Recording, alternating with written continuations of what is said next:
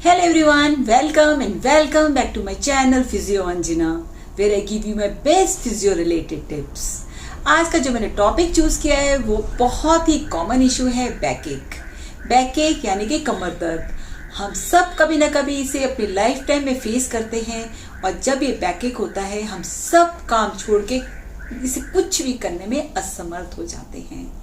आइए आज हम बात करते हैं बैक एक के कारणों के बारे में। क्यों होता है कमर दर्द?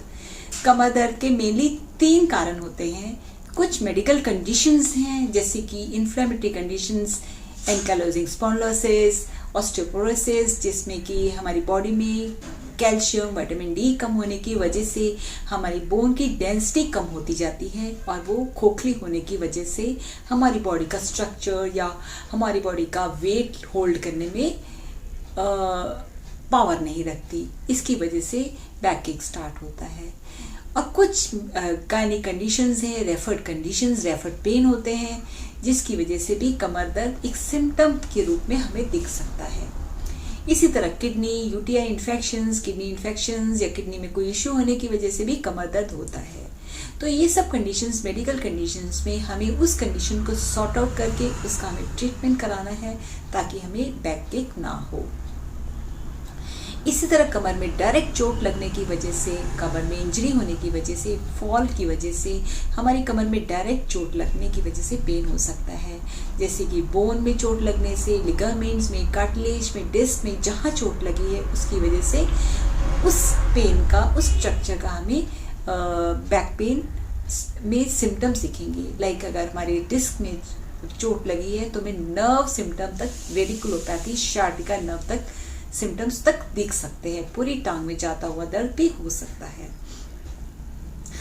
ये नहीं कि सिर्फ छोटे बच्चों को ही गिरते गिरते, खेलते कूदते चोट लग गई। छोटी इंजरीज जैसे हैं, जैसे कि हमें कार में से उतरते हुए छोटा सा पैर स्लिप हुआ, कमर में झटका लगा, या फिर हम सीढ़ियों से उतर रहे हैं जल्दी हमारा पैर ट्विस्ट हुआ, उसकी वजह से कमर में झटका लगने की वजह से, या कोई हमने गमला उठाया पार्क में या बच्चे को उठाया, वो जिसकी वजह से हमारी मसल एकदम से हमारी बॉडी में स्पाज्म करती हैं because they are not prepared वो इतना वजन उठा सके।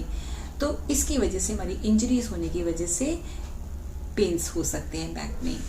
थर्ड जो कारण है उसे मैं बायोमैकेनिक कारण बोलूँगी, बायोमैकेनिक इश्यूज बोलूँगी, जो हम खुद पैदा करते हैं अपने गलत पोस्चर, अपने हैबिट्स की वजह से। जो हमारे 97% ऑफ बैक एक है वो हमारा बायोमैकेनिक in नेचर होता है, यानी कि हम उसको ठीक कर सकते हैं अगर हम उसका बायोमैकेनिक ठीक करें।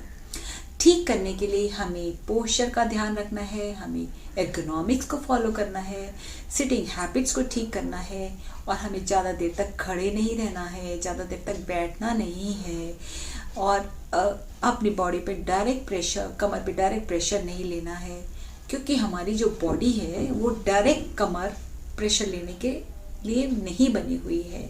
हमें नी एक आगे रखना है, उसमें स्टेप लेना है और उसमें धीरे से नी से झुकते हुए, नी को बेंड करते हुए कमर नीचे से कुछ वेट उठाना है।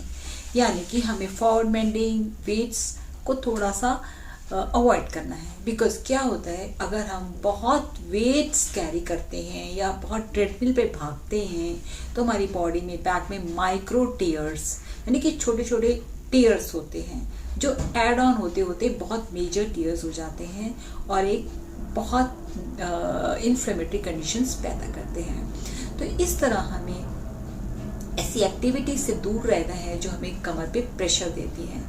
तो बैक की एक्सरसाइजेस करनी है, बैक को स्ट्रेंथन करना है ताकि हमारी कमर स्ट्रॉन्ग रहे। तो इसके लिए स्पेसिफिक टारगेट एक्सरसाइजेस हैं, जैसे हम मसल्स को बिल्ड करते हैं, ऐसे फिजियो में हमें बैक स्ट्रेंथनिंग प्रोग्राम एक्सरसाइज का है, उस एक्सरसाइज को फॉलो करें ताकि आपकी बैक पेन के एपिसोड्स ना हो। तो इस तरह के अगर हम फिजियोथेरेपी और एक्सरसाइजेस करेंगे तो हमें बायोमैकेनिक पेन से हम बिल्कुल फ्री रह सकते हैं। ये एक्सरसाइज का नेक्स्ट वीडियो मैं अपने आपको बता के दिखाने वाली हूँ नेक्स्ट वीडियो में।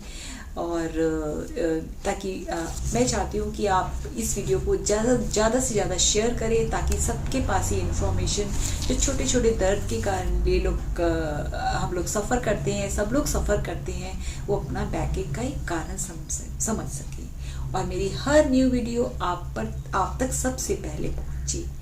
Do subscribe to my channel. I think you find this information useful. Thank you.